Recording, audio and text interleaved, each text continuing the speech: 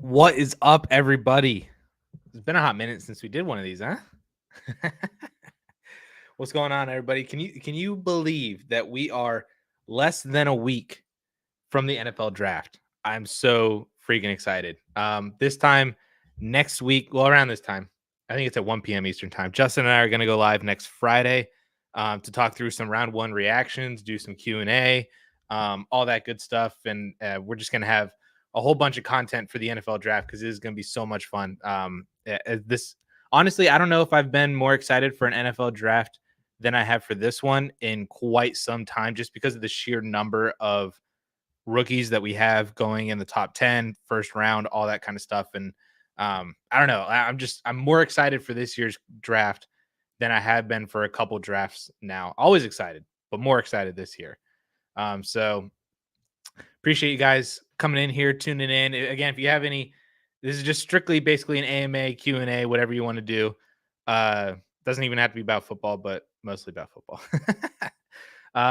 Yam Baggy starting us off. What's up, dude? Yam Baggy is always in for an AMA.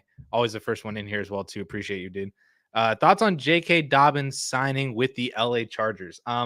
Yeah, I was happy for JK, but like at the same time, it's so hard to bet on somebody who had that destructive of a knee injury and then followed that up with an Achilles injury. I mean, at this point, if you can sell him for a random third, I would sell him for a third just based on the hype. I'm still rooting for him. I'm rooting for the kid, but it's nah. I don't think it's going to happen for J.K. Dobbins. I mean, maybe he turns into Deonta Foreman. Maybe that's the upside. But Foreman just came off the Achilles. Foreman was not Achilles and total knee injury. You know, this could just very easily be like a James Robinson situation where he just fades into nothingness, which is really unfortunate for Dobbins because he had so much potential. But I still think the Chargers are going to draft somebody. I think this was kind of like a bench depth move that maybe something good happens for Dobbins, but I still think they're going to draft somebody, and it's just kind of be whatever.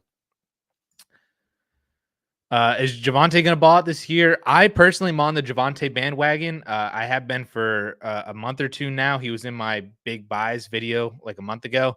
So if you can still pay less than a first round pick for Javonte, I am all in. I would even probably pay up to like the 111, 112, even in Superflex leagues, maybe a little bit higher in one quarterback, like 107, 108 in one QB. Justin just put out anti Javonte propaganda. So I know that he's more anti just on the fact that his ADP price for April was a little bit high. I think he's a top 15 dynasty running back now, which I do agree is high.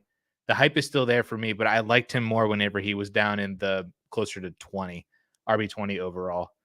So if you bought and then now you can sell for a first, that might be a good opportunity for you to just make a quick ROI. But I would still be willing to buy because I do think Javonte is going to do really, really well. I kind of have him as like a lighter version of Breece Hall and like a kind of like a bad offense. He's very easily the best player on the team, even with a rookie quarterback. Maybe the rookie quarterback checks down, all that kind of stuff. So I am in on Javonte Williams this year. I think he could have a really, really strong season and potentially sneak into the back end of the top 12 for fantasy. Kevin, trade my 102 for Michael Pittman in the 1.05. Now we don't have format for this one. But in a one quarterback league, I'm not doing this because I think the drop from Neighbors to whoever you get at 105, which is basically going to be your pick of like BTJ or Mitchell or Worthy or whoever it is. I don't think Pittman fills that gap, so to speak. But in Superflex, I would be more intrigued by it because then you're at least going from either Caleb or Marvin Harrison down to Neighbors or Drake May or somebody like that. I'm still not really all that into it, but because I think that Marvin Harrison is that much better than the wide receivers, and I definitely think that Caleb is that much better than the other quarterbacks. And Caleb is definitely better than like Malik Neighbors or Odunze or whoever at that pick too. So I think the value makes sense in Superflex. I just don't know if personally I would do that. But I got some Pittman propaganda coming out next week that I'm already editing. So I do like buying in on Pittman. I just don't know if this is the exact way to do it. Here for the memes. What up, my dude? So glad to see you back. So glad to see you back in the chat. I appreciate the $10 super chat. Thank you so much, man. You won your league. I asked you about a million times. The Tyreek, Amon-Ra, and Garrett comes. Uh, Tyreek, Amon-Ra, and Garrett was too much. I got Barkley for Najee and the 24-110. Go Birds. Let's go, dude. Um, Dude, your combo, combo. The Garrett combo was too much. I love it. I love it. This is this is your roster was insane. I don't really know if we did all that much to help you out because you already did so much on your own. But I'm very excited for what you can do in 2024. I mean, that Barkley trade is insane to go with those wide receivers. Hopefully, Garrett Wilson takes that step, which I do think that he can with Aaron Rodgers this year. I just I'm so happy for you, dude. I'm glad that you won it. Let's get it back again in 2024, dude. Jerome, 10 team start, 10 super flex, half PPR. Any obvious moves to make with the roster that you have right now? So 1, 2, 3, 4, 5, 6, 7, 8. Holy cow. 9. Okay. So you have a lot of really good wide receivers, and no real running backs. I mean, Zamir could be good if he survives the draft. We'll find that out in a week. Ford could be solid, but Chubb is coming back. So the obvious moves to make is to find some way to get a running back, but you definitely do not have to do that until especially wait till next week, till after the draft. There's no point in making any moves right now because the draft could just obliterate anything that you do. But I would even go all the way up until basically like July and August before you start buying any running backs or stuff like that. And you can use 2025 picks when you get to that point, like pay a second rounder for James Conner, pay a second and a third for Aaron Jones, that kind of stuff. See who survives the draft, survives training camp and into preseason and stuff without getting hurt. And then you can, I mean, you can even go into the season before you even have to make a decision like that too. But it's the running back position that is your most obvious need.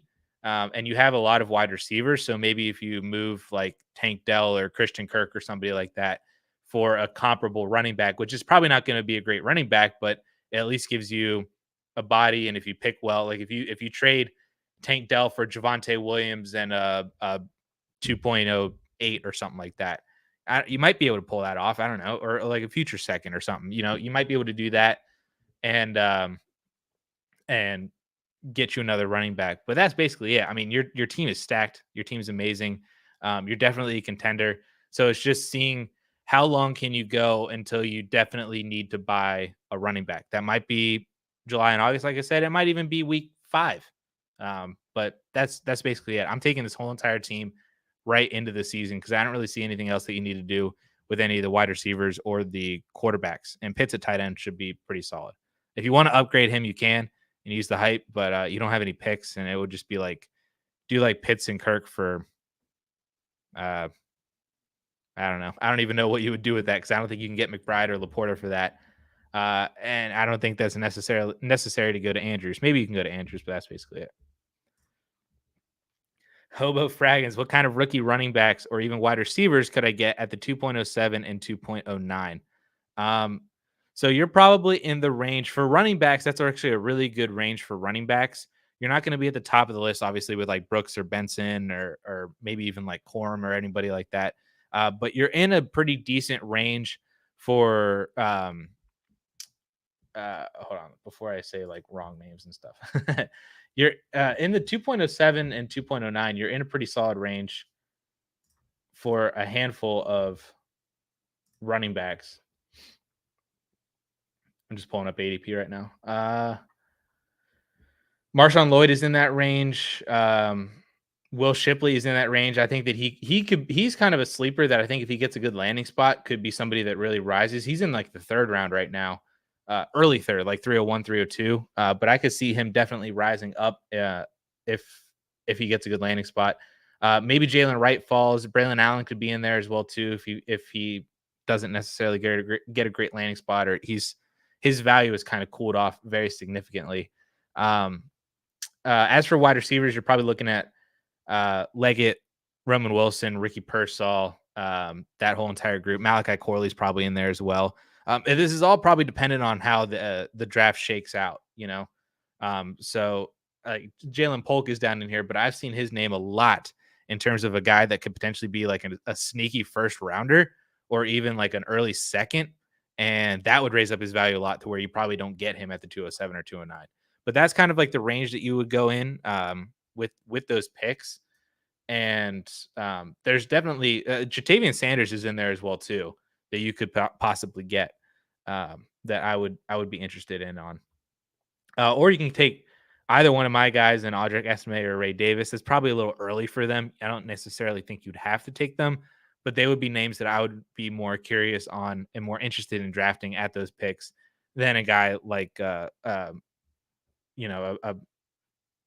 Jalen Polk or Javon Baker or a Tez Walker or somebody like that. Those running backs might be more interesting for you. But I feel like this is a better question to ask after next weekend, because then we'll know for sure like how everything kind of shakes out. And then we can give you some better targets on who to draft at those specific spots once we know landing spots. Ewell, thoughts on a re-roll of a top wide receiver in this rookie class versus Wilson or Olave? I would take Garrett Wilson over every non-Marvin Harrison Jr. wide receiver in this class. I would take Neighbors over Olave, but I would take Olave over Odunze. If that's kind of how I would, that's basically the rankings. Marvin Harrison, Garrett Wilson, Malik Neighbors, Chris Olave, Rome Odunze is essentially how I would, and then everybody after Odunze is below. So if that kind of gives you an idea on what to do with one of those two, with Wilson and Olave, then that's how that works in my head. So I don't know if this is one quarterback or super flex. If you're looking, I'm assuming it's super flex because you're asking about 103 or 104. I would trade Olave for one of those two picks, assuming that it's Neighbors or one of the quarterbacks if it's Daniels as well too, or May if he lands in Minnesota or Washington or something like that. Could be a solid pick as well instead of Chris Olave. But I would take Garrett Wilson over both of those picks, unless you can get up to Marvin Harrison or Caleb. Do you do rankings? I don't know if I've ever seen them in the compiled DLF ranks. I just started doing Superflex rookie rankings. So my Superflex rookie rankings are on the site. I do not do like startup rankings or anything like that. But I do rookie rankings. So they are on there. If you were to go to rankings 2024 Superflex rankings.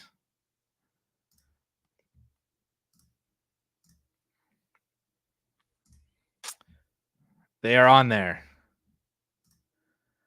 Let me change it to bam, Addison. Right there.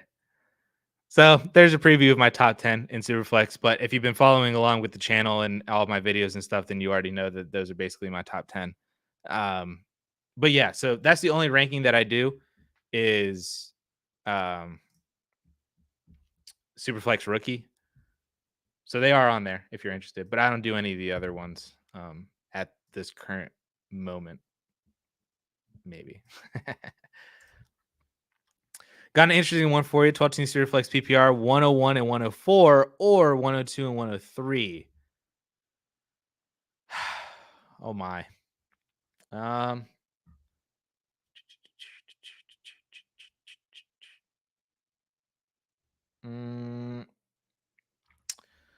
was seeing if I was just scrolling through other comments and stuff to see. Is there any other context to this? Do you need a quarterback? Do you not need a quarterback? Because I feel like in a vacuum, I just want 101 and 104 and just give me Caleb, because I think Caleb, by the end of the draft, Caleb might end up being in a tier of his own for me. I'm very close to doing that already. But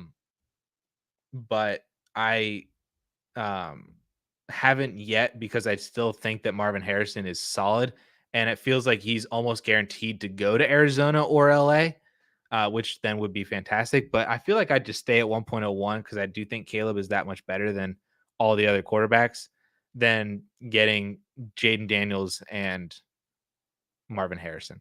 I'd rather have Caleb and Malik Neighbors than Daniels and Marvin Harrison. But if you don't necessarily need a quarterback, or don't need somebody like Caleb, then I could understand trading back. But I feel like in a vacuum, I would just take 1.01. John also says he's take 1.01. John is my what's up, dude? John is my mod in the chat essentially. Like he will answer questions from people before I get to them. So and we are in sync like 98% of the time. So um John, if John is basically my second voice of reason or my backup answer. Appreciate you, John. 12 team Superflex, start 9, half PPR. What package should I look for with moving 1.01? You need a freaking haul. So the 1.01 just in general is worth 3 first round picks. Uh,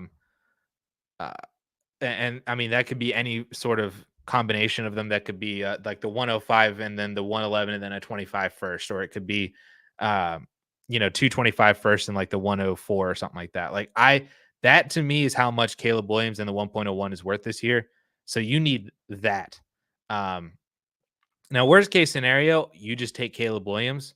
And then honestly, you could probably take another quarterback at 1.04 and then just see what happens because next year's class for quarterbacks is not great, but the wide receiver and running back class, the wide receiver class is a little iffy. There's some names at the top for sure um, that that you'll definitely be interested in if your 25 first is early, which it seems like it could be. So if you lock down your quarterbacks this year, and then hope maybe Fields does something or Gino does something, um, then I would be looking at maybe drafting some other players next year and then selling off as many of these players that you can, like Mostert and Chuba and Diggs, Watson, Mims, like they're all gone, like second rounders. If you can get a first for Diggs, great. But I'm trading every single one of those guys. Um, and then just drafting the best player available. But if you're moving the 1.01, it's got to be, I need multiple assets.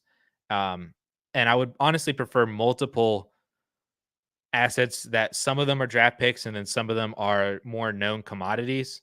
Um, or if you can move the 1.01 for a guy like Kyler or Burrow or somebody like that, then you could do that as well too. Because I would take both of them over Caleb. But yeah, basically, with what you need to do here is you need multiple players that is going to have the potential to gain in value. Um, that's the only way that I'm selling the 1.01. And then I'm selling all the other players that I mentioned: Mostert, Chuba, Diggs, Watson, Mims, all gone. Brian, 10 team, half PBR, half point per first down. Love it. You talked about Javonte worth a 25 second, a little more. If you are buying Javonte, I would offer the 25 second. If you're selling Javonte, I would try to sell for a first. That's basically the line. He's one of those guys that it's that phrase where it's like buy for a second, sell for a first kind of thing. Um, I don't know if you get him straight up for if you're trying to buy Javonte. I don't know if you get him straight up for a 25 second.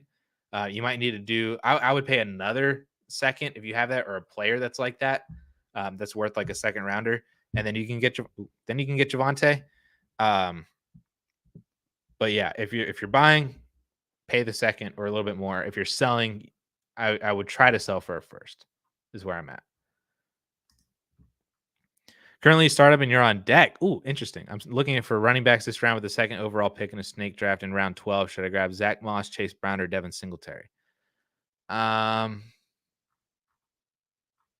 Just out of curiosity, who else is on there? Like, can you just run down the top like 8 players? Doesn't even have to be running backs, but just run down the top like 8 players. Of this group, I would probably take Chase Brown. But I'm curious to see who else is just available. Let me see. I'm pulling up Superflex ADP because I'm just interested in who's even in this range, and maybe there's somebody else that could be cool. Anyway, I'll come back to that. This is taking forever. Antonio, what up, dude? 12 team Superflex PPR sent Eckler in the 307 to move up from 104 to 102. Reason to believe Marvin Harrison Jr. gets taken 101 with Fields' situation. I need another quarterback. Good move. Great move. Eckler to me, I don't want to say he's a dead asset, but he is quickly on his way. I don't really think that he's going to offer all that much in terms of production for 2024. I think he's just basically going to be a little bit more than what Antonio Gibson was last year. And Gibson had like 50 receptions, but like he didn't really do all that much. And I think even if Brian Robinson were to get hurt, then I think that that backfield is still a committee because I think Chris Rodriguez is Brian Robinson's backup, and he would take that role. Maybe not have as much. Eckler would probably take a little bit more because Rodriguez is not as good as B Rob. But to me, Eckler is not what he once was, obviously, and he's definitely not the gap to me between Daniels or May or Neighbors to Caleb, especially if he's the 1.02. So I absolutely love this move to move up. All right, yeah, we're back in here. Roshan, Chase, Ford, Pierce, Singletary, Chandler, Dobbins, and Mitchell. Oof. That's probably Chase Brown for me. Nobody else at different positions that interest you? I mean, I know you want to take a running back, but just out of curiosity, it could be somebody different. You know, like is Dontavian Wicks there? I would much rather have Dontavian Wicks than all these guys. Um, is Gus Edwards? He wasn't on this list, but I'm assuming if he wasn't on this list, then he's not there. But I'd be interested in him. Or if you have draft picks, I'd be curious to know what draft pick is available as well. But I think it's still Ford of the people that you listed in there. In a PPR league, are Miles Sanders, Antonio Gibson, and Brian Robinson worth rostering in a 14-team league? Already have Brees. Yes.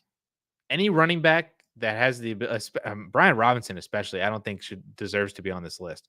But if you want to talk about Sanders and Gibson specifically, I mean, they are both, in my opinion, decent handcuff running backs. I think Gibson's best. Sanders is the worst running back of the three of these guys. But in a 14-team league as well, too, like running backs get hurt, running backs miss games, and you got to be prepared, especially in a 14-team league. You know, having a stable of running backs to be able to draw back on during bye weeks and injuries is very, very important. And especially like if Ramondre Stevenson were to go down and Gibson were to be the man to step up. I mean, we saw what Zeke did last year in a terrible Patriots offense. And I think Gibson's at least as good as what Zeke was last year. We're only 2 years removed from Gibson being a top 12 fantasy running back as a workhorse in Washington. And if their offense gets better this year, the Patriots offense I'm talking about, like if their offense gets better with a rookie quarterback, a rookie wide receiver, you know, that could just be better than what Zeke had last year. But yeah, these guys are, I think all of them are worth rostering. Brian Robinson for sure. Antonio Gibson's definitely worth rostering. And Sanders, I think, is fine. If Chuba gets hurt, then it is. But Carolina could be a sneaky team that drafts a running back later to replace Miles Sanders. Sanders isn't all that great. Johnson, Dodson, Myers, Hopkins, Sutton, Davis, Michael Wilson are all currently the top 8 for wide receiver. That's pretty deep at wide receiver. I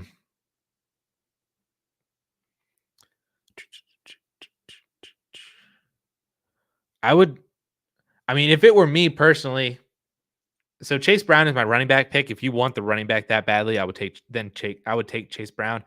But Hopkins and Jacoby Myers, I think, are worth more than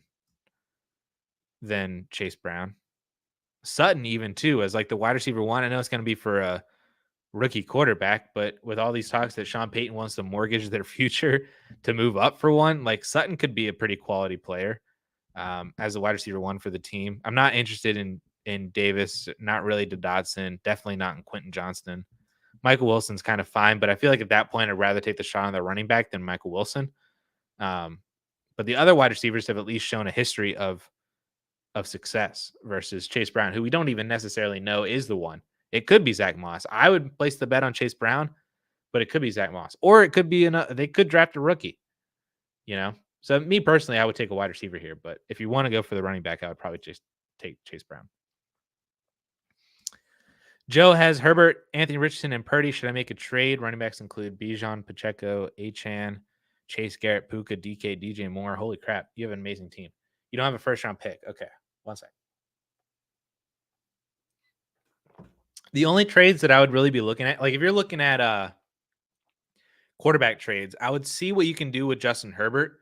How easily you can bump up from him to, or I mean, you can even move laterally over to quote unquote laterally. I would take Kyler over Justin Herbert, but a lot of people still have Herbert above Kyler. So if you could do that, then I think that would be great.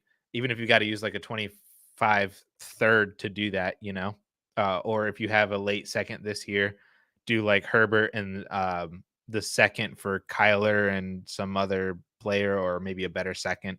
See what the Kyler person has as well too. But that would be something that I'd be interested in. I don't think you got to do anything with Bijan. Pacheco is in a video that's coming out this weekend, so that could give you an idea on what to do with him. Achan, I don't feel comfortable with Achan, but I think he's a fine two because you have Bijan. But I mean, you can maybe if you can move him for like Jonathan Taylor or somebody or ETN, they might have a little bit more solidification in terms of usage, but also potential stability and points. So those are like I don't have a problem with I don't have a problem with this team at all. It would just be how can you more optimize your players given the value that you currently have right now and maybe move to something that's safer or potentially better while not losing production and really not losing age or dynasty value as well too in terms of Herbert and Achan.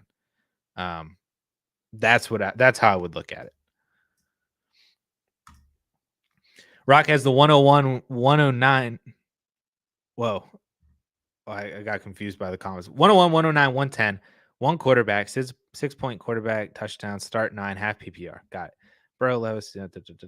Who should I look to take at picks 109 and 110? Well, congratulations on Marvin Harrison. 109 and 110 in a one quarterback league. You're probably, I mean, a running back might be interesting there. I would be really interested if Jonathan Brooks is there, especially if he does end up landing in Dallas. I could see Brooks being above 109 if he does end up in Dallas in the second round. But if he is there, definitely. Benson might be another good pick as well too. You could also look at basically any of the other wide receivers that kind of that might have fallen from the more top tier if they don't necessarily get the draft capital we like, or you could look at somebody like a Troy Franklin if he's there. You have a lot of options, but again, this feels like something that could be a better question to ask after landing spots next week. But currently, if you're looking at Franklin, Brooks, Benson, I think those are pretty good, solid targets there. Maybe it's Adonai Mitchell. Maybe it's. I mean, if Caleb is there at 109, I would not be against taking Caleb as well too. I know that necessarily doesn't fit with your roster because you already have Burrow, Levis, and Bryce. But I feel like from a value standpoint, if Caleb is there at 109, he might be the best player to take instead of some other day two wide receiver or something like that, even in a one quarterback league. But yeah, hopefully I gave you some names and then we can figure that out once we get into landing spots next week. Because we'll probably end up knowing who that 109, 110 is by maybe not by the end of Thursday night, but probably by like halfway through Friday night, we'll be able to know who that 109, 110 is. Cameron in a Superflex 10 by 10, half by PPR, one tight end premium. JSN Sharps for 101 and Herbert JSN. I miss Herbert entirely because I was about to say JSN and Charbonnet for 101. Herbert JSN and Charbonnet for the 1.01 in Fields. Yeah. Well, so are you making this deal for Marvin Harrison? Or are you making this deal for Caleb? Because if you're sitting on Love and Herbert weekly, but then if you draft Caleb, then you're going to be sitting on Love and Caleb weekly. 1, 2, 3, 4, 5, 6, 7, 8. So yeah, I mean, you could throw Marvin Harrison in there as well too. For me, I would make this deal for Caleb Williams. I would not make this deal for Marvin Harrison. I'd rather attack for the 1.02. I think it's weird to me that everybody just has decided that the 101 is Marvin Harrison in Superflex when it should be Caleb Williams, like very easily Caleb Williams. So I would not do this deal if you're doing it for Marvin Harrison. I would be fine doing this deal if it's for Caleb, but it probably doesn't necessarily fit with what you're trying to do. To not have a decision of Love and Herbert every week and then have one of them be on the bench. 12 team, one quarterback, half PPR, start 9 for Robert Newton. Got 103, trade away 108 and a mid 25 first. Let's see. I would take I read that really weird. Get 103 for the 108 and a mid 25 first, 1.04 the earliest. Yes, I would do this. Because for more and more, I've been realizing as I've been going through the process of profiling all these players, especially profiling them like after the very obvious top tier, it's become more and more apparent to me how much I want to be in that top tier.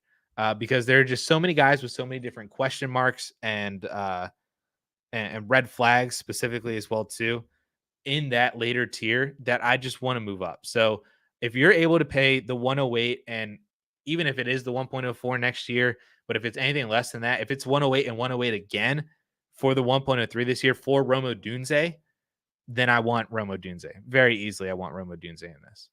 So I would make this deal for 103. CW in a 10-team half PPR Superflex wide receiver is probably your weakest position. It's solid. And you have the 106 and 225 first. Should I put a package together for a top wide receiver? Well, at 1.06, you might be looking at Rome Odunze, who I would consider maybe not a top wide receiver, but it's another player to add into the list. I would be looking at. I feel like I say this so often, but I feel like I would be looking at doing a 2-for-1. Caleb, you're a monster. I'd be looking at doing some 2-for-1s and moving DJ Moore and JSN. Can that get you Puka or somebody like that? Or JSN and Tank Dell, can that get you London and Ayuk don't feel like enough. But there's nobody really above them that I think you can get to. I mean Tyreek, but you're probably not getting Tyreek for that. It's a really weird range of players that the wide receiver, how the wide receivers are ranked out right now. I would be interested in trying to see if I can do that. If you want to package the 106 and a 25 first, I'm not necessarily against it to try to move up, but I don't think the difference between Neighbors and Odunze is a random 25 first. So if you can get Odunze there at the 106, then I'd be willing to do that. If you can somehow move the 106 and a 25 first for 102, and that gets you Marvin Harrison, or it gets you Caleb, that's fine too. But if it gets you Marvin Harrison, then I would absolutely do that. Even if you got to include, like, do 106, a first, and Calvin Ridley for 1.02. If you can get that deal done, then I would do that. Then you get Marvin Harrison. So yeah, if you can, then that's fine. If not, you might get Odunze at 106. When did Superflex become the prevailing league type? Probably like 5 years ago. Yeah. Probably. I still like one quarterback league. I'm in the minority, and you and I are probably in the minority with that, but like Superflex has become the prevailing league type for multiple years now, for sure. John in a 12 by 10, 1.5 R. Oh, is this a stacked? So 1 PPR for wide receiver, 1.5 for running backs, 2 for tight ends, and the running backs gives an extra 0.1 point per carry. Interesting. Give 109 and a random 25 first, get Gibbs. Yeah, for sure. You already knew that answer, John. Just Jahmyr Gibbs, for sure. This is essentially like Gibbs in this class would probably be a top 5 pick. So if you could trade the 109 and a random first to get into the top 5, you would do that. So give me Jahmyr Gibbs. And you have so many other picks. It's so great. Take Jahmyr Gibbs. 12 team Superflex PPR, Addison in 25 third, or Brian Robinson in the 205. This is Jordan Addison, pretty easy. Um, yeah, I don't. You got a free third round pick as well too. I would do Brian Robinson in the 205 straight up for Addison. That trade is easy, and then you got a third on top, which you can do whatever with. Addison. 101 or Justin Herbert. If you only have Herbert, Goff, and the 1.08, I would be willing to re-roll on Caleb Williams. But I feel like for value is still on the Justin Herbert side, especially if they were to add Marvin Harrison Jr. or Malik Neighbors, then Herbert would bounce back up. I'm willing to re-roll on Caleb because I think talent-wise, they're both pretty comparable. And you could argue that Caleb might have a better situation than Justin Herbert, and is younger. Not that that matters at the quarterback position between the two of them because it's like 3 years. But I think you could keep Herbert. I'm okay. I'm okay with either one of these. As long as you're taking Caleb at 101, I'm okay with either one of these. 12 team Superflex start 9-1 last year. Have Brees, Henry. Oh. Is there a question attached with this, Thomas? Or you just wanted to show off how amazing your team is? Because your team is absolutely amazing. Brian in a 10 team half PBR, half point per first down. Who to take with the other picks? Did I answer this already? I don't think I answered this already, right? Everybody else just wants to know what to do with the other picks. Okay. So 1.08, you would be looking. I mean, 108 is fun because it's the last person of whoever it is in that tier. So it's probably going to end up being JJ McCarthy, Brock Bowers, or Remo Dunze. And actually, my order for that would probably be flipped unless McCarthy lands in the Vikings. And you kind of do need a quarterback as well, too. Kind of ish. Not that I really draft for need, but that could work out in your favor. But the 1.08 is going to, my order for 1.08 would be Odunze, then Bowers, then JJ McCarthy. If McCarthy makes it on the Vikings, then I would put Odunze, McCarthy, Bowers is how it would go. So I think Odunze is that good. And I don't necessarily think that McCarthy is that great. But in that situation, he has an opportunity. So that's who I would look at for the 1.08. At the 110, the 1.09 is probably going to end up being whoever lands in Buffalo. So then the 110 is going to be another the next pick of the wide receivers. So it could end up being Brian Thomas Jr. So if Adonai lands in Buffalo, he'll probably go 109, and then you'll get Brian Thomas Jr. wherever he goes. That would be my choice. Or if it's Worthy going to Buffalo, then I would still take BTJ. If BTJ goes at 1.09, then I would probably just end up taking, depending on landing spot, Jonathan Brooks would be in that conversation. Troy Franklin would be in the conversation, and Adonai Mitchell would be in the conversation. You could roll the dice on a quarterback there if one of them ends up going in the first round. Like Nix or Penix. If one of them go to Denver or Vegas in the first round in like the top 15, you could roll the dice on that as well too.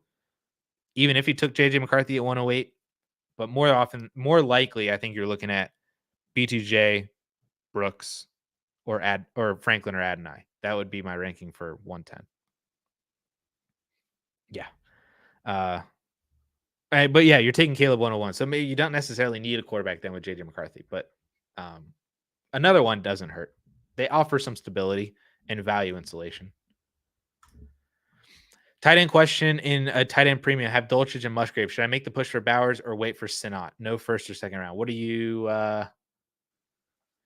would you package for Bowers? I'm not necessarily. Ben Sinat's profile is really, really interesting, but he's so raw. He was just basically, he was productive at K-State because he was the only guy there, so to speak. So I don't know how that necessarily translates to the NFL.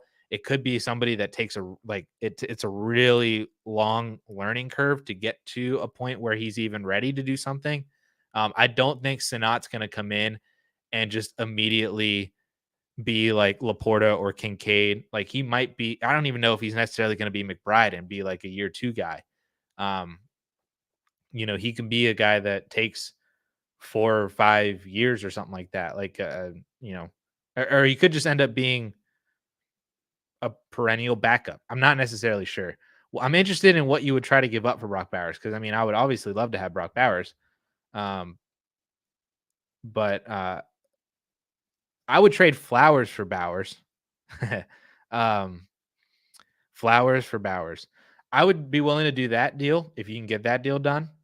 I wouldn't. You're not going to get Bowers for Javante, and I would not trade any of the other players for Bowers. But I would trade Flowers for Bowers. I'm gonna make that a T-shirt. um, yeah. Uh, yeah, you could do that as well too, Brian. John's the MVP. This is also a good point as well. John's MVPing it out here. Henry, Herbert, Njoku, Bigsby, 26 mid to late second for Kyler, McBride, Brian Robinson. So this is very easily Kyler and McBride. I'm taking Kyler over Herbert, and I'm taking McBride over everything else. And you got a free Brian Robinson. Congratulations.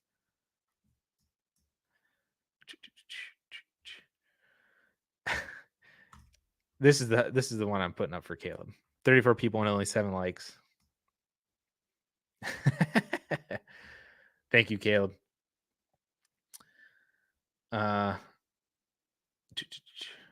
Big conversation. John is putting in the work. Love it. Hawkinson, Kirk for Pittman, Goddard in a 10-team superflex. I'm taking the Pittman Goddard side on this one. Hawkinson's going to miss like 10 games this year.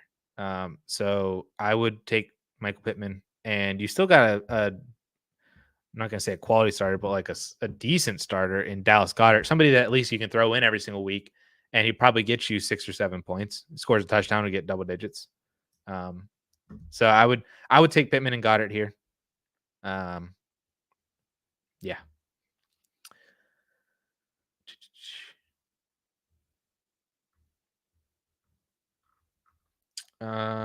If Drake May goes to New England, how far do you think he will drop in dynasty drafts, and when do you think he becomes a sort of buy low pick?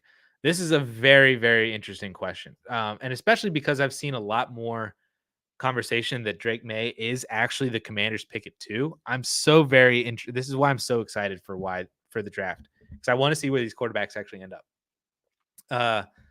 But if Drake May ends up being the guy at New England, say it goes Caleb, Jaden Daniels, Drake May. I think that Drake May has the possibility to not fall out of the top 5 in superflex rookie leagues, rookie drafts, to where he's now in the conversation with JJ McCarthy, depending on where he goes. Rome Odunze, Brock Bowers. I think that he could be anywhere from 6 to 8 in rookie drafts, and his dynasty value will probably fall to outside the top 16 or 17 for overall quarterbacks. I'm not even sure where he is. He's 18 right now, so he's just going to fall out of the top 20. So he'll fall behind Kirk Cousins. He might even fall behind Baker and Bryce Young. Behind even Deshaun Watson, probably. We'll see with McCarthy how that ends up happening. But if he falls at all because of the New England landing spot, he's automatically a buy low pick. I kind of think he's a little underrated at QB 18 right now, but and that's without even knowing the landing spot. So if he does end up falling because he goes to New England, I think he's automatically a buy. Any drop in value, automatic buy, because he's going to have a leash. He's going to have at least 3 years. I would say at least 2 years probably, unless he completely Zach Wilson's out. But 2 years for sure, 3 to 4 most likely. And I'm sure that they're going to add and build weapons around him to where I would be confident that you could take him this year and still sell him for a first round pick next year. Or he ends up, like Joe said, he could be this year's CJ Stroud if he lands anywhere but New England. Even honestly, in New England, he could have a Stroud type of impact that won't be to the ceiling of CJ Stroud because he doesn't have the weapons there. But I think he has the ability to elevate weapons that are there or that they add in the draft later. Kind of like Justin Herbert as well too. People really didn't like Justin Herbert in 2020 as well. I think I got him in a second round of a Superflex league. That was 10 teams, so it was like with a 111 technically. But yeah, people didn't really like Justin Herbert either in his draft class. So I'd be all over Drake May, even if he ends up in New England. In a full PPR start no tight end. Wow, start no tight end league. I'm viewing Bowers in the early second. Would you agree? Probably. Because if he were to be scored as a wide receiver, that probably would drop him below Adonai. So that's already like my wide receiver 7 technically, which would probably make him assuming this is a super flex league, it probably is a second round pick. That's a really interesting league format. I a lot of people on Twitter talk about it, about just having a wide receiver / tight end spot, where you essentially play tight ends as wide receivers. But I don't think I've ever actually seen it done in practice, or if somebody asked me a question about it in a league like that. I think he would be an early second. I'm just contemplating it so much.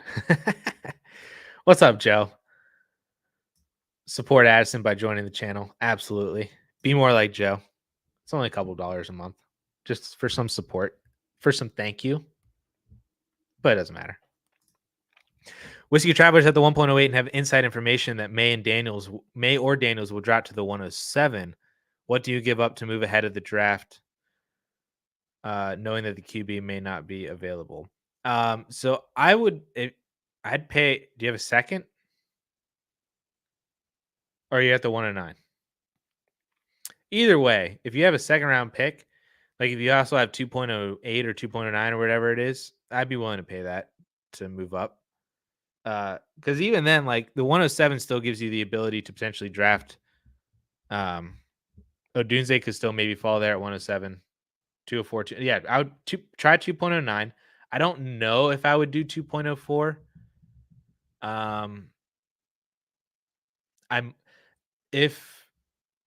If I knew 100% that it was Mayor Daniels, I would be willing to pay the 2.04. Without knowing for sure, I don't know if I would pay that right now. But if that person's on the clock at 107 and Mayor Daniels is there, I would 100% pay the 109 and the 2.04 to go up and get one. But I would pay the 2.09 now, currently, today, to make that bet. Then you still end up with a really good player either way. And it takes you from outside of the top 8 into the top 8. So I'd pay that regardless. And if it just ends up being a quarterback, then cherry on top. Henry, 108 for Higgins or Pickens in a 10-team Superflex start 8. Hill, Collins, Rice, Allen, a whole bunch of wide receivers. Also have the 103 and thinking about going Neighbors at 103 over the quarterback that falls to me. I mean, I would pay the 1.08 for Higgins. I'd probably pay it. Nah. I don't think I would pay it for Pickens, but I would pay it for Higgins. And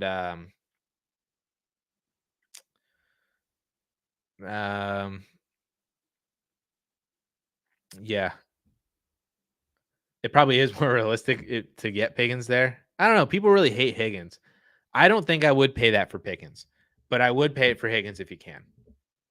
Then you could try to do some 2-for-1s and move up as well at the wide receiver spot. And at the 1.03, if you decide to go for Neighbors, that's fine. Especially if Neighbors ends up in Arizona or LA. I mean, he's my 1.04 in Superflex. So Stroud, Murray, Carr, your quarterbacks. Yeah, I could see it. You need a QB3, right? Like Carr's like fine, but like I could see you taking Neighbors as well too. That makes sense. We got to the bottom of the questions list already. It's not even one. People aren't as hyped for the draft as I am. I see how it is.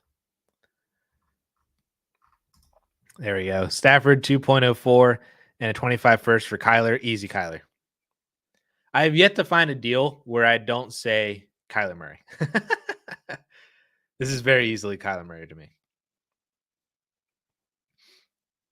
In a 10 team, yes, he's fine for a bye week fill-in.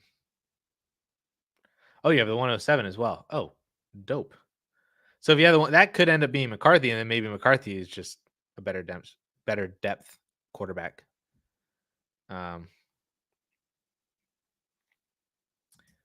Even if it is an early first, though, in this Kyler deal, I don't care. I would take Kyler over every single quarterback in next year's class. Like so easily right now. And I would like Kyler is the 1.01 this year, last year, next year. Love Kyler. Non-dynasty, keep Lamb or Jamar Chase. Holy moly.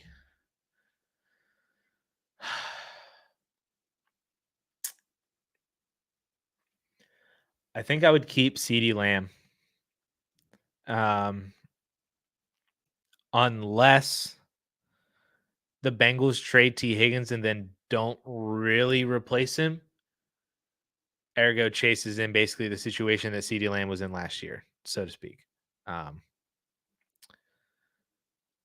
But I could also see it if Dallas, if Jerry Jones is just like, no, we need more weapons, and they draft Adonai Mitchell or somebody like that, then I could see not keeping Lamb.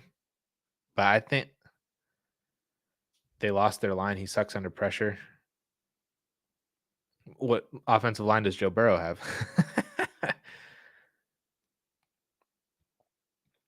I don't know if you make a bad decision. That's honestly the real answer here is that you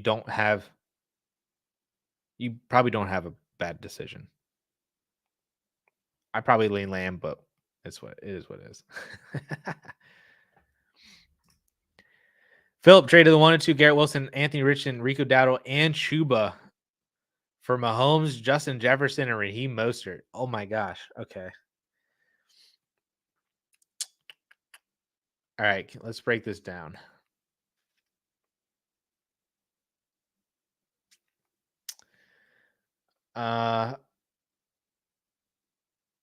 So let's cross Justin Jefferson and Anthony Richardson off. They are, for all intents and purposes, the same value-wise. So then you traded the 1 and 2 and Garrett Wilson and the other two whatevers for Mahomes and Mostert. Let's just cross off Mostert for Chuba and Rico. There, now we're done. So then you traded 1 and 2 and Garrett Wilson for Patrick Mahomes. I don't hate it. This feels like a win for both sides. I really don't hate either side of this one. If you believe that Garrett Wilson is going to blow up, though, this year, I could see you leaning that way. If you think that Garrett Wilson doesn't necessarily blow up or you're worried about life post Aaron Rodgers or that Rodgers isn't Aaron Rodgers from coming back from a torn Achilles, then I could see that side as well, too. But you will never be sad looking at your dynasty roster and seeing Patrick Mahomes and Justin Jefferson on the same team. You will never be sad, never be disappointed, no matter what you paid. So it's a win for both sides. If one team's rebuilding and one team's competing, then that's perfect. Mahomes and JJ that is really, really fun. Taxi Squad, Jordan Travis or Joe Milton?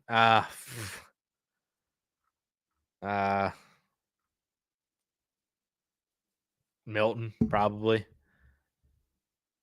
I don't know. I don't really necessarily care.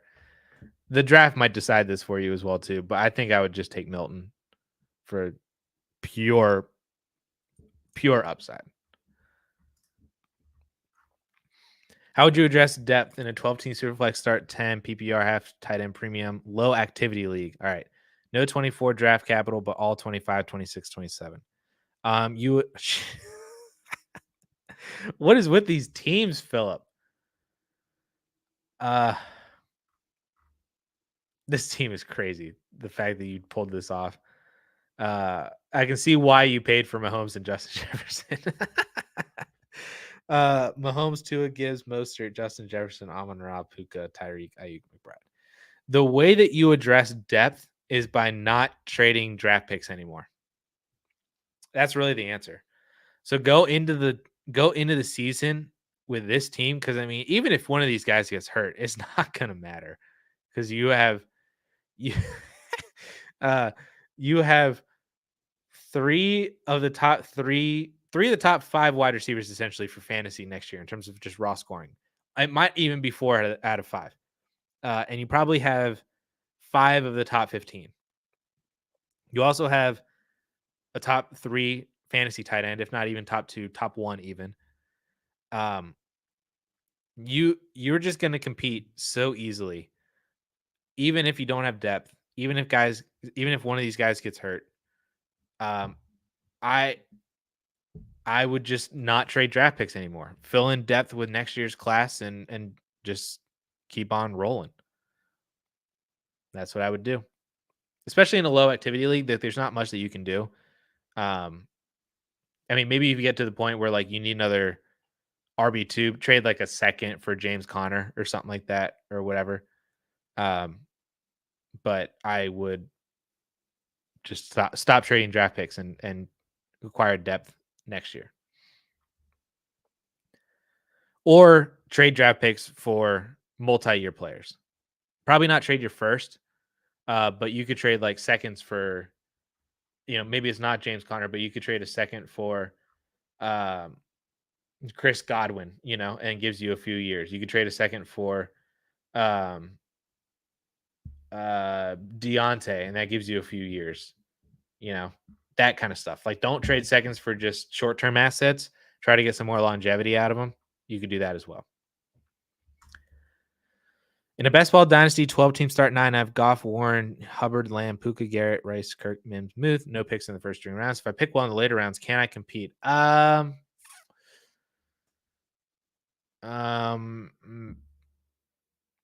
Maybe.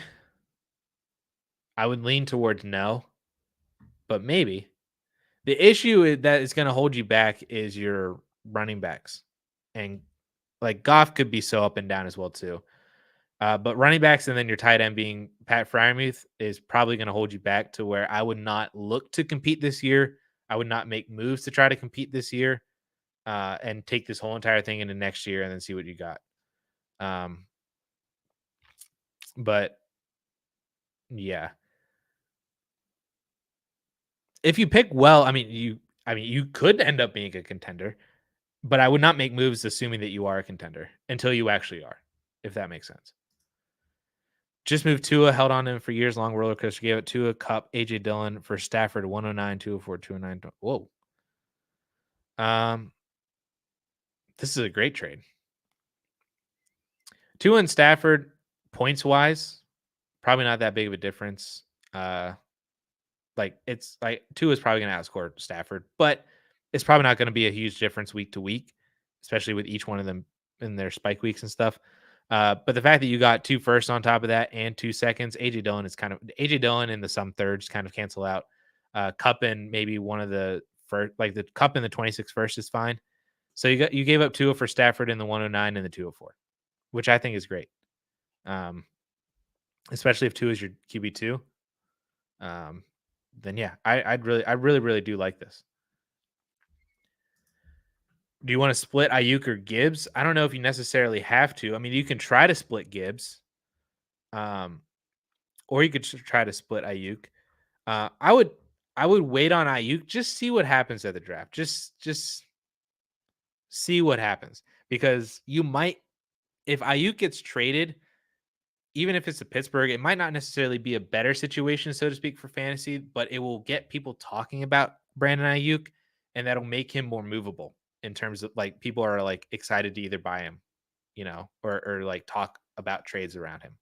So I would wait until after the NFL draft to move Ayuk. I wouldn't do anything now. But you could break up Ayuk into, like John said, you could break him up into a wide receiver in a lower tier and a pick or something like that. Like if you moved Ayuk down to George Pickens. Does that necessarily hurt? Like if you moved Ayuk down to T Higgins and you picked up like the 203 or something like that, there's a way to add some depth. Um, if you moved him down to, like I said, like George Pickens, that doesn't necessarily hurt you. If you moved him to Amari, that doesn't really hurt you. If as long as you're getting comparable draft capital to make up for that, you know, even going down to somebody like Michael Pittman, could pull, uh, could be your pulling your way pretty easily. Debo Samuel could be somebody that could be interesting as well too. If Ayuk gets moved, Debo becomes more valuable. Like there are options for you to move down and then pick up some extra depth. I don't know if I would necessarily break up Gibbs. You'd have to get like a really, really good trade to do that. Um, and I would probably only want to do that for a certain number of running backs. Like it would have to be for if you can get Hall plus, great. If you can get Bijan plus, great. Jonathan Taylor plus, and I would be willing to do it for ETN plus, but the plus is going to have to be it's that plus is the most plus out of all the other ones. And then after that, like you got to get like a big time plus with like Jacobs or anybody like that to move down. But I probably wouldn't move Gibbs. Ayuk is more splittable, so to speak. Joe and John agree. Thanks, John. Appreciate you. 10-team Superflex and the competing team getting offered Amari and Russell Wilson for Hollywood in the 2.05. Yeah, I would make this deal. I would take them like Amari and Hollywood. You can basically cross off, and then Russ for the 2.05 if QB3 is pretty bad. I'd make this deal. I would take Amari and Russell Wilson in this one, and I'd feel pretty good about it. Good trade. Tua and Pickens or Justin Herbert. I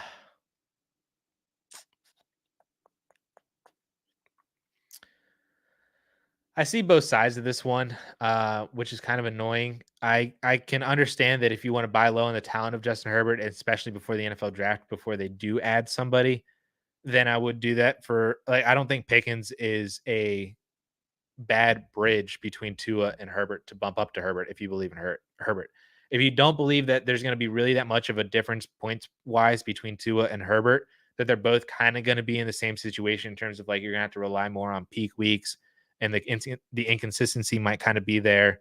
Um, then if you believe that that's the case, that there's not much of a difference between Tua and Herbert, then Pickens is definitely a good enough asset to make that swap.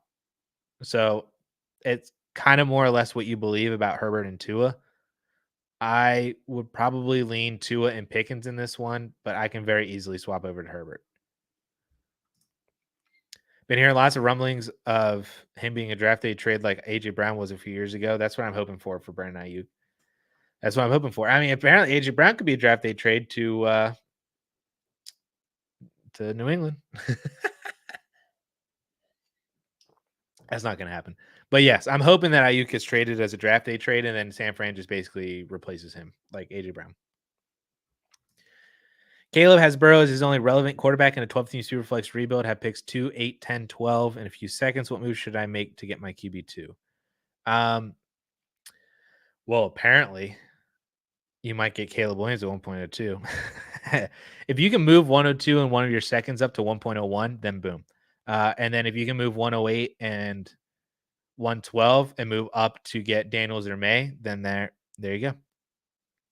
Now you have 3 quarterbacks. But if you can, I would try to move 1.02 and a second to move up to 101. Or if you believe that the 101 is going to go Marvin Harrison, like if you've heard that through the grapevine, or if you really believe that he's going to, then you get Caleb at 1.02, then you're completely solved.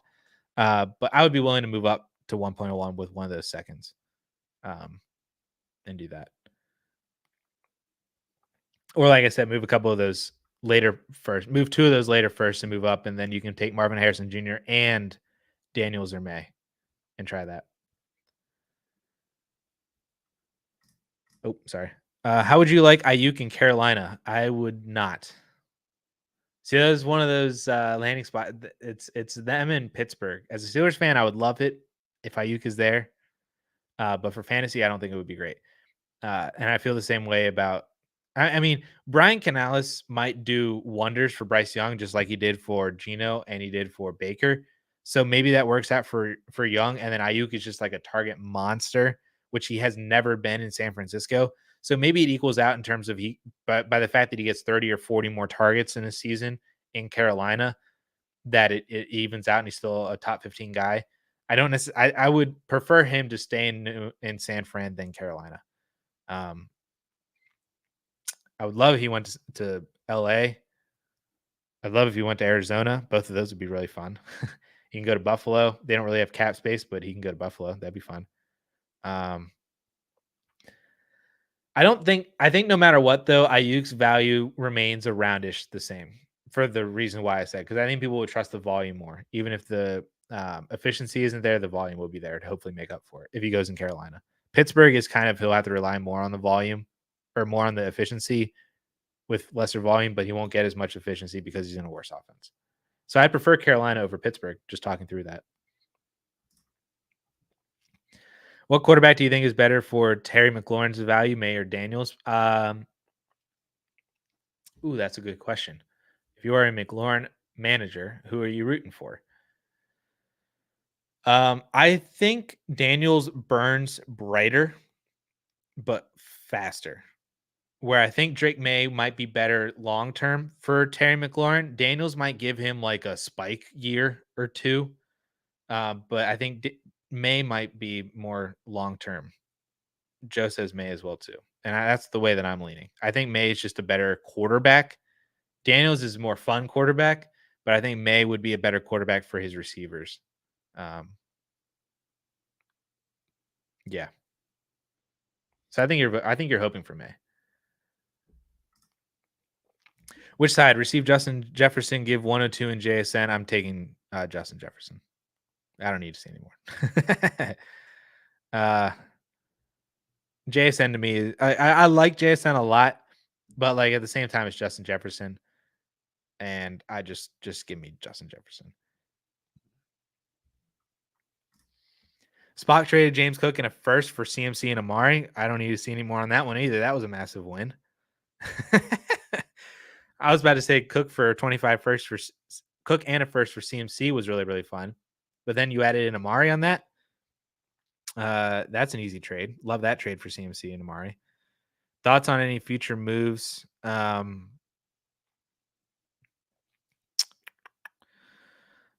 feel like you'd need a quarterback upgrade, but with the rest of your team being so good, you could be one of those teams that gets away with having two QB2s instead of one QB1. Kittle might need an upgrade. See if you can move no 24 draft capital. See, this is what these teams are stacked, but you don't have any draft capital to work with. And now you don't have a 25 first either. Oh, it's a one quarterback. So yeah, you can stream Goff and Baker. So that's good. Kittle might need an upgrade. I would love to see if you can do like Kittle and a year. I mean, I'm telling you to move draft capital when you don't have any draft capital, but Kittle and a 25 second to see if that gets you. Maybe does that get you Andrews or Pitts? Or move Kittle, do something similar like this, like move Kittle for Ingram and something and work out the details around that. Might feel better about that. But I feel like Kittle might be the one piece in this because you have an excellent wide receiver room. Running backs are really good, especially with CMC now. That's insane. Kittle might be the next guy to look at. What's your vibe on how the Chicago pass catchers will pan out if they take a wide receiver at 9? I hate all of it. I would hate it most for Keenan Allen. I would still hate it for DJ Moore, and I would hate it for Odunze or Neighbors. So I would hate all of it. I hate it. I just don't want that to happen. Please do not let that happen. I mean, like moving forward, it would be fine because Keenan's on his final deal or whatever. But like for 2024, that's gonna suck, and I don't like it. If BTJ goes to Pittsburgh at 20, does he stay at wide receiver 4? Does he drop a spot or 2? I think that would depend on where the other guys go. Because I think that he would drop. I think BTJ drops no matter what if Buffalo drafts a wide receiver. if it's Adonai or Worthy. Now that's he might not drop in my personal rankings because of that, but like I feel like consensus wise, he would drop from 4 down to 5 or 6. And then if the other thing that I could see that would drop him even more, regardless of landing spot, is if the Chargers or Cardinals trade out and they don't land one of the top 3 guys, and then they draft Adonai or Worthy or somebody else, then I could see that being a possibility as well too, of BTJ falling. Now, if BTJ goes to Buffalo, then he would stay at wide receiver 4. He might even climb. Uh, but if Pittsburgh drafts BTJ, I'm not at all concerned about him. He would probably stay at my wide receiver 4, maybe my 5, depending on who ends up going to Buffalo, if one does. But I'm not necessarily worried about it if he's in Pittsburgh. Chris Godwin's still good this year? God, I hope so. I hope so. I think he will see I mean, I think we said this last year, but hopefully he sees an increase in touchdowns. Evans, I think, is going to come back down to earth, especially without Canales there. That whole offense is probably going to come back down to earth. But I'm hoping that Godwin has been like Mr. Consistency. Like he's had like 14 plus PPR points, like 75% of the time for the last like 5 years. And I don't know if that necessarily stops. It's just that there is like no ceiling there with Godwin. That's the only issue, or there hasn't been recently. So maybe that changes. But I think he's a fine 3. If you have a 3 and maybe like a 2 who's more up or down, then I think that he would be really, really good for you. Hopefully. I love Chris Godwin, as you can see. Godwin. No PPR, 12 team Superflex, start 9, trade the 103 and a 25 first to receive the 1.01.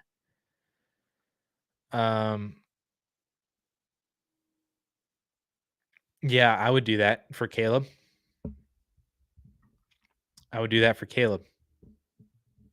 Yeah, and your team is fantastic, and especially if that first is late next year. I'm hoping it is based on your team. Yeah, Kyler and Caleb with Bryce as your 3 would be fantastic. I'd make this move for Caleb Williams. Do that. Tua and Ayuk for Herbert and Deontay. See, I would take Tua and Ayuk here. I would take Tua and Ayuk. This to me, I think, is better than the Tua Pickens one that we talked about earlier. Like, and I was already willing to take Tua and Pickens in that, and changing Pickens to Ayuk and adding Deontay doesn't change anything for me. It might even honestly make it more in favor of Tua and Ayuk. So I would take Tua and Ayuk in this one. Rice, Ingram, or Pittman? Wide receiver room is Amon-Ra, Wilson, Pittman, Diggs. Tight end room is Kittle and Goddard. I would take Rice and Ingram on this one. Yeah. I would be willing to take Rice and Ingram on this one. You have enough. You have 2 stud wide receivers, to where I'd be willing to take the shot on Rice, even if he gets suspended for a couple games. Now, if you're really, really worried about Rice, then don't make the move. I'm not as much worried about Rice. I think that he gets suspended, but this might be like, remember, like Zeke got suspended like 7 or 8 years ago, for like 6 games at the end of the year. Like his whole legal situation didn't affect Zeke's dynasty value whatsoever. So I don't, as long as Rice doesn't go to jail, which I don't think he will, he's just going to get suspended and then he's going to keep on doing his thing. So I'm willing to make that bet on Rice. And I also really, really like Evan Ingram. Like he would be your tight end 1 in this scenario for me. Then I would look to trade Kittle for a wide receiver. But if you're not trusting of Rice, then keep Pittman. Kyler. I've yet to find a trade. I've yet to find a trade where I've not said Kyler yet. I'm taking Kyler in this one.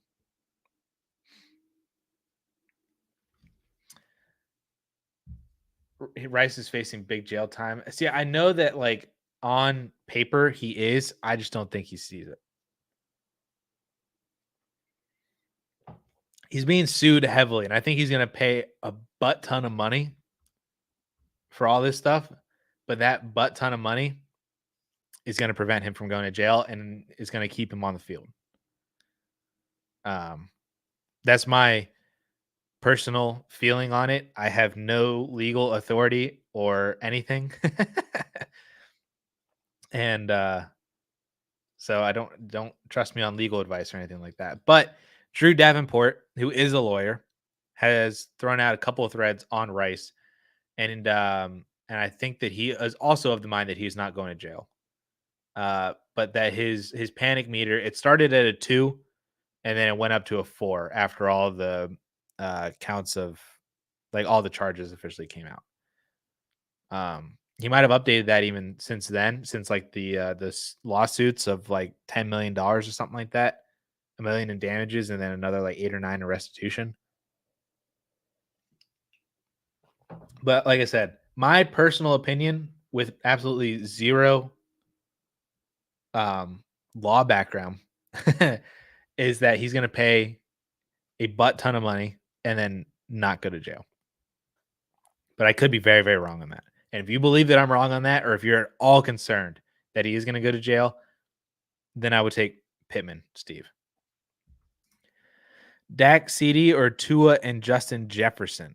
I would take Dak and CD Lamb here. Because there's not a major difference to me between CD Lamb and Justin Jefferson, especially with Justin Jefferson's current quarterback situation. Justin Jefferson is QB proof. He proved that last year. But when you're talking about the difference between Dak and Tua, that is a greater difference to me than there is between JJ and CD. So I would take Dak and CD Lamb, and you get bonus points for the stack. So Dak and CD for me. Jason, your dynasty rookie draft is next week. You blew up your team and need wide receiver and running back. I have the 9, 10, 1, 2, 3, 4, and 7. What players at those positions would you recommend? Is your draft before or after the NFL draft? That's extremely important. And is this super flex or one quarterback? Those are the questions I need the answer to. And while I'm waiting, let me pull up ADP just to see. I have names in my head, but when we get down into those early to mid seconds, that's when I start to get jumbled up with guys because there's so many people in those tiers that could make sense or could not make sense depending on what happens next weekend.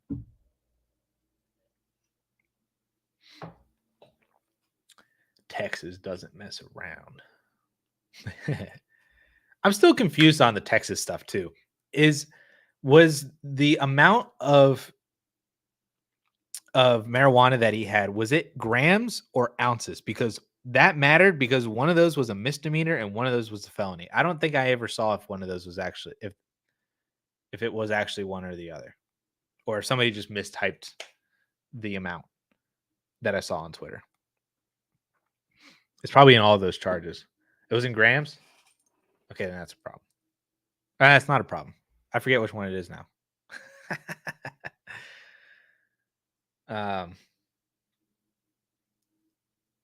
Okay, so yes, second degree felony.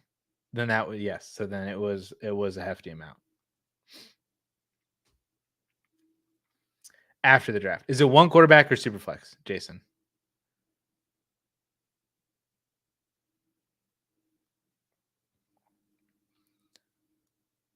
Because that also matters in terms of Joe, you're scaring me even more. One quarterback. Excellent. Thank you, Jason. All right. So this is basically, I'm going to draw up like the ideal playbook for you here at the 109, 110 specifically. 109, I am hoping that you get one of Troy Franklin, Adonai Mitchell. Let me rank it for you. Troy Franklin, Jonathan Brooks, Adonai Mitchell. Those are my 3. And if you can get both of them at 109, 110, then that's perfect. Like 2 of those 3 at 109, 110. That's the way that I'm looking at it with those picks is Franklin, Brooks, Adonai. You may or may not get one of those wide receivers if they end up going to Buffalo or if they get a good running spot. Benson would be the 4th player in that as well too. So if you get two of those four players at 109, 110, that is the um, ideal start to this draft. Uh, if you get three of those four players with 110, 109, 110, 2.01, then that would be great because then they're all in a row, right? Um, and then at 2.02, 3, and 4, I would be looking for guys like Jalen Wright, depending on where he goes. I'd be looking at Xavier Leggett, depending on where he goes. Uh, a quarterback might sneak in here in terms of like it just makes more sense to take the quarterback. So if Caleb is there at 109, I'd be willing to take Caleb. If Jaden Daniels is there, um, you could take him in that whole mess of picks as well too. Um, so I would be willing to do all that. Like if a quarterback was there, I think it makes sense at a certain point to still take a quarterback, even though that you need wide receiver and running back. My apartment decided that my window was the best place to do lawn care outside. So if you hear that, they're mowing or weed whacking or something outside. Anyway, um, summary: Troy Franklin, Jonathan Brooks, Adonai Mitchell, Trey Benson, Jalen Wright, Xavier Leggett. I'd be looking at Marshawn Lloyd. I would also be looking at, I mean, Lad McConkey's probably in there as well too. He'll get the draft capital, so that makes sense. And then one of the quarterbacks in terms of Caleb or Jaden Daniels is probably going to be on that list as well. So that's how I would attack that, even in one quarterback leagues. Hopefully that helped, Jason. Rasheed Ruggs. He's not that bad. At least Rasheed Rice did not unalive somebody. So thank God.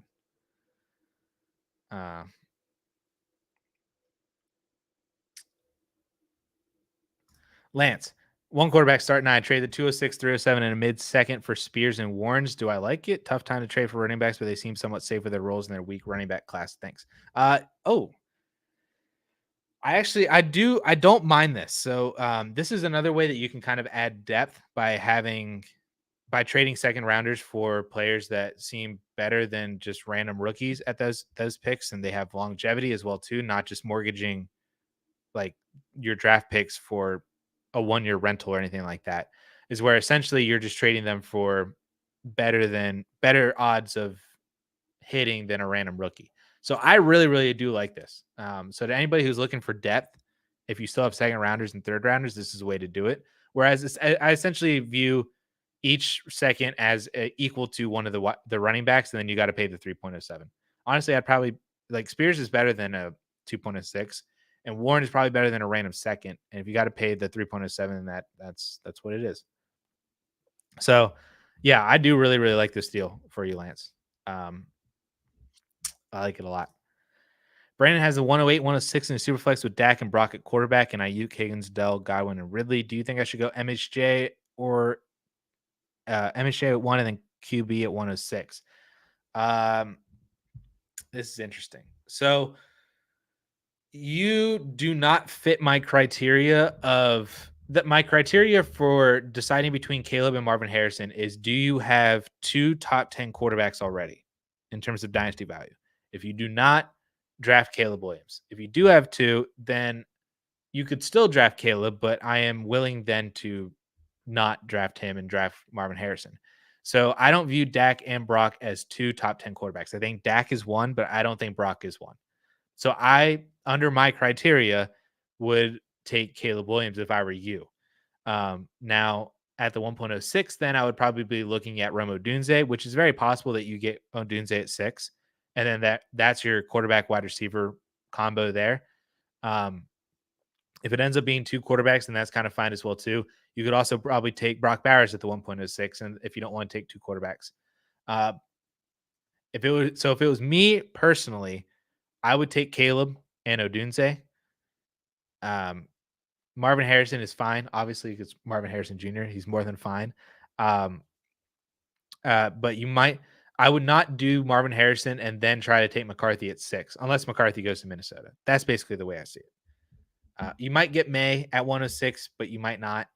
And the reason why you might get May at 106 is because he's in New England. And is that a situation that you want to go into. And as your 3, it might be fine. But me personally, I want Caleb. And then I'll figure out who to take at 106 after that. That's just me. Jason, your hope was Brooks, Wright, Benson, and Braylon. I love Braylon Allen. I'm just worried about Braylon Allen's draft capital and where he ultimately lands. Is why I didn't include him in that list. Two wide receivers, and then somebody else at the 2.07 since the class is deep. I do like this. Yeah, I'm all in on Brooks, Wright, Benson. If you can draft all 3 of them, I'm in on Braylon Allen, assuming he gets a solid landing spot. He might honestly be a pick at 2.07. And then you grab another couple of receivers, and that's perfect. Yeah, you got it right on point there. All in on that plan. Ewell's at the 104 in Superflex and needs a quarterback. Should he stick or pick with Daniels?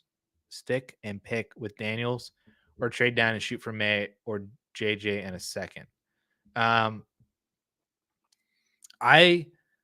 would take Daniels there. Daniels might not be there at 4. It's a possibility that he goes at 3, to where then you're staring down the barrel of Malik Neighbors. If Daniels goes at 3 and you know somebody's excited to move up for Malik Neighbors, then I would be willing to trade down and see if you can trade, like, just get an extra something to trade down to Drake May. I'd be willing to take Drake May at 1.04. But I think that depends on if Daniels is there or not, ultimately. Dominic, should I trade Stroud for 101 and 25 first and Levis? Also have Kyler and Herbert, but lacking a wide receiver in a 10-team league.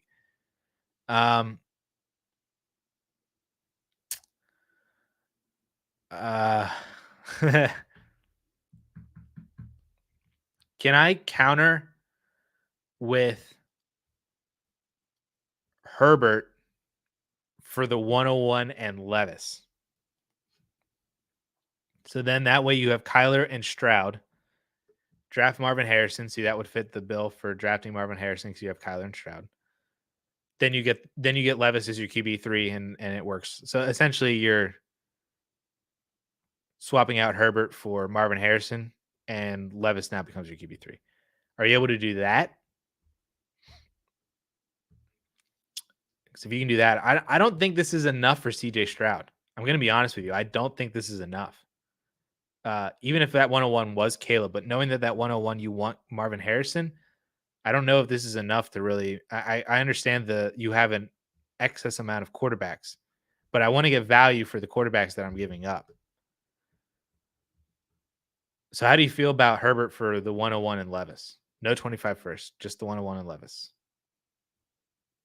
I mean, if you get a 25 first, or if that first becomes a second, you could do that too. I'd rather move Herbert in this scenario, is basically where we're at. Oh. Thanks for answering our questions. Let's make sure to hit that like button. Thanks, Lance. I appreciate you.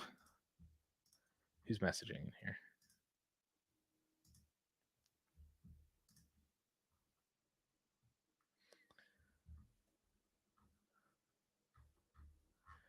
The Discord channel is going off right now. Anyway. All right. It's 1:30. So if anybody has any last minute questions, I'm just going to bounce out of here. It's been a good 90 minutes. 90 minutes of answering all your questions. I appreciate you guys stopping in here and hanging out for the last hour and a half. And hopefully you guys have a fantastic rest of your Friday, a fantastic weekend. Then like I said, at the top of this, I mean, we are 6 days away from the NFL draft. By this time next week, we will be, it's 1:30. We will be in a stream in here. Justin and I will be having round 1 reactions. We are 1 week away from the first round of the NFL draft. It's awesome. So recently traded away Kirk for Rice in the 202. That's amazing. See, this is how you buy Rashee Rice, because Kirk for the 2.02 I think makes a lot of sense just in terms like 1 for 1. Then you got a free Rashee Rice. Somebody was really worried about Rice. I'd take the upside here. I think Joe's even going to take this one. Joe's going to take the Rice side on this one. Ready? I'm going to see the comment pop up in 5 seconds. 4, 3.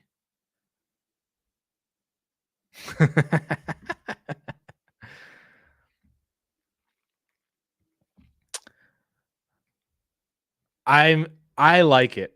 I like it a lot. I like it a lot. All right, guys. I appreciate everybody hanging out. Have a fantastic Friday. Have a fantastic weekend. Watch draft day next week, so then you get hyped up even more for round one. And then we will have a bunch of draft content, obviously, and then we'll have a stream. We're having a rookie mock draft stream on Wednesday night, I think, the night before round one, and then Justin and I will have a round one reaction stream Friday afternoon around this time as well too. So appreciate you guys. Have a fantastic weekend. If I don't talk to y'all before the NFL draft, enjoy the draft. Join the channel, just like Joe said. Like and subscribe, all that good stuff. We appreciate you guys so much. Thanks, y'all. We'll see you.